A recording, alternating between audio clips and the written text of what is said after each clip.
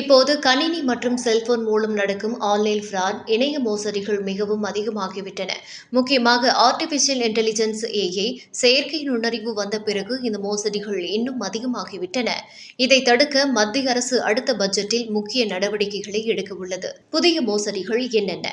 Digital arrest, digital கைதுகள். மோசடி செய்பவர்கள் தங்களை அரசு அதிகாரிகள் போல காட்டிக்கொண்டு ஆன்லைன் இம்பர்சனேஷன், நீங்கள் தவறு செய்துவிட்டதாக சொல்லி உங்களை ஆன்லைனில் கைது செய்வதாக மிரட்டி பணம் பறிப்பது.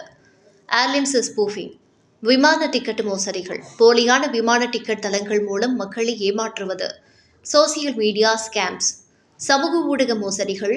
சமூக ஊடகங்களில் போலி கணக்குகள் மூலம் ஏமாற்றுவது. அரசின் புதிய திட்டம் என்ன? இப்போது உள்ள சட்டங்கள் கடுமையாக இருந்தாலும் ஏஐ போன்ற புதிய தொழில்நுட்பங்கள் மூலம் வரும் மோசடிகளை சமாளிக்க அரசு ஒரு புதிய சைபர் செக்யூரிட்டி ஃப்ரேம்வொர்க், இணைய பாதுகாப்பு சட்ட திட்டத்தை கொண்டுவர ஆலோசித்து வருகிறது. அரசு இப்போது உள்ள சட்டங்களை இன்னும் வலுப்படுத்தவும், இணைய பாதுகாப்பிற்கு தேவையான கூடுதல் நடவடிக்கைகளை எடுக்கவும் திட்டமிட்டுள்ளது. அடுத்த ஆண்டு பட்ஜெட்டில் இணைய பாதுகாப்பு திட்டங்களுக்கு அதிக பணம் ஒதுக்கப்படலாம் என தெரிகிறது.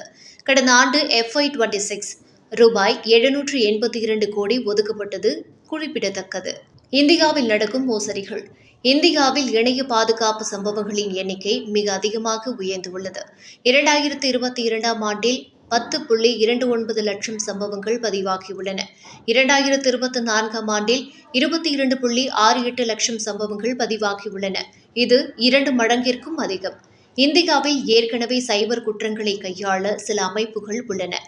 IT ஆக்ட் 2000, தகவல் தொழில்நுட்ப சட்டம் 2000, இது இணைய குற்றங்களுக்கான முக்கிய சட்டம். NCSC, the national cyber security centre, அதாவது தேசிய இணைய பாதுகாப்பு ஒருங்கிணைப்பகம், இது தேசிய பாதுகாப்பு கவுன்சிலின் கீழ் இயங்குகிறது. இணைய அச்சுறுத்தல்களை கண்காணிப்பதும் காவல்துறை, உளவுத்துறை போன்ற பல துறைகள் இணைந்து செயல்பட உதவுகிறது. ஏஐ போன்ற புதிய அபாயங்கள் வளர்ந்து வருவதால் இந்த அமைப்புகளுடன் சேர்ந்து இன்னும் பல புதிய விஷயங்களை செய்ய வேண்டும் என்று அரசு கருதுகிறது.